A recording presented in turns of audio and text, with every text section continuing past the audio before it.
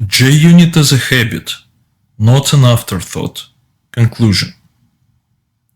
Summing up what we did in the course. JUnit as a habit. Conclusion.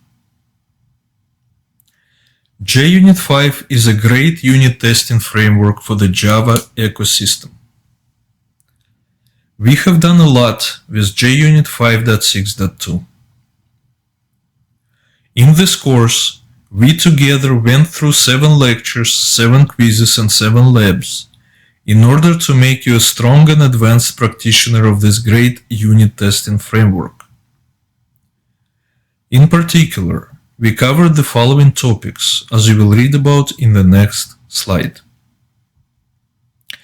In Lecture 1, we went through most of the assertions you will ever need, such as assert equals or assert true, and many more. We followed it up with Quiz 1, testing you on these assertions.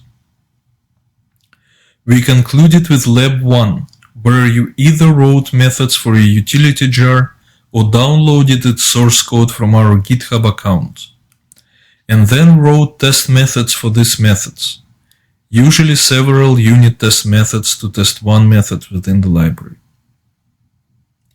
At this point, you were a beginner practitioner, but already had most of the skills you would mostly use.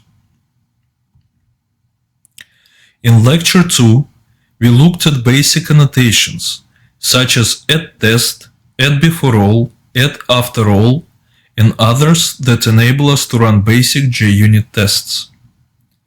We followed it up with Quiz 2 to test your memorization and understanding of these annotations. And we completed by taking part in Lab 2, in which we implemented these basic annotations in our testing. You took part in all these activities, for which I commend you, especially the labs, for there is no substitute to hands-on activities. In Lecture 3, we looked at basic assumptions, such as assume true, assume false, and assuming that, which enable us to run JUnit tests conditionally in code.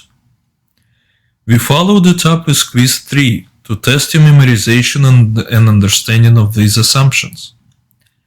And we completed by taking part in Lab 3, in which we implemented these assumptions in our testing. You took part in all these activities, for which I commend you, especially the labs, for there is no substitute to hands-on activities, and I will keep repeating it.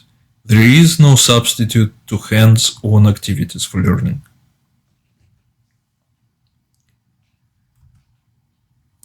In Lecture 4, we looked at advanced annotations, such as @ParameterizedTest, @TestMethodOrder, and @tag, among many others, that enable us to run JUnit tests in more than just basic ways. We followed it up with Quiz 4 to test your memorization and understanding of these advanced annotations. And we completed by taking part in Lab 4, in which we implemented these advanced annotations in our testing. And you took part in all these activities, for which I commend you, especially the labs, for there is no substitute to hands-on activities for learning. In Lecture 5, we looked at conditional unit test execution, using annotations such as @enabled on OS, @enabled on GRE, @enabled if system property, among others, which enable us to run JUnit tests in more than just basic ways. We followed it up with Quiz 5 to test your memorization and understanding of these advanced conditional execution concepts.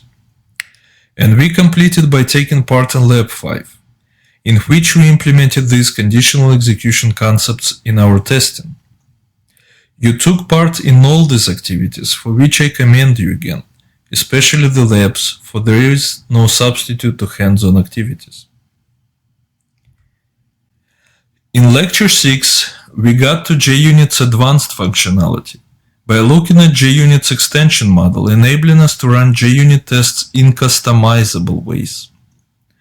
We followed it up with quiz 6 to test your memorization and understanding of the extension model. And we completed by taking part in Lab 6, in which we implemented an extension or two to customize our testing workflow. And you took part in all these activities, for which I commend you, especially the labs, for there is no substitute to hands-on learning, to hands-on activities for learning. And the reason I keep repeating that is with a hint: if you skipped the quizzes or the labs, then please go back and take them. And lastly, in Lecture 7, we got to more of JUnits advanced functionality by looking at JUnits test suite composition and running, and by looking at the advanced launcher API, which allows you to integrate other programming tools or frameworks with JUnit. We followed it up with quiz 7 to test your memorization and understanding of these concepts. And we completed by taking part in Lab 7, in which we implemented several test suites as well as the launcher API and a custom test engine. You took part in all these activities, for which I commend you, especially the labs, for there is no substitute to hands-on activities. Congratulations! You are now a better software engineer. Your life and career will improve, as will your job satisfaction and the opinion of others about you.